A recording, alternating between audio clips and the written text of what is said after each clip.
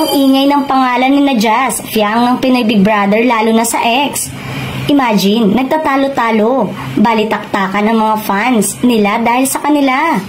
Nagtuturoan kung sino ba sa kanila ang mas nauna. At heto nga, nagpaalala na ang Pinoy Big Brother ABS-CBN sa mga netizen na maghinay-hinay sa pagbato ng mga masasakit na salita sa mga housemate. Heto ang mensahe nila.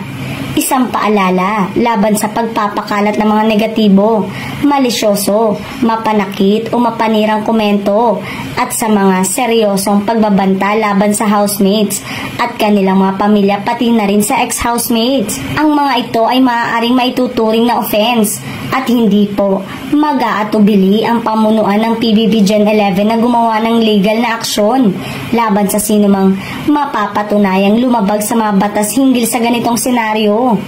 Dahil dito at dahil na rin nais naming mas manaig ang inyong all-out support para sa housemates mula sa puntong ito, sa susunod na botohan ay wala nang vote to evict. Ibig sabihin, vote to save na lamang ang botohan. Tatanggapin para sa mga magiging nominadong housemate. Maraming salamat kapamilya. At syempre, umalma rin ang mga netizen, lalo na mga supporters dahil feeling nila noong si Fiang ang hot trend sa social media. Hindi raw naglabas ng statement ang pamunuan ng PBB. Pero ngayon si Jazz na, biglang may pa-statement sila.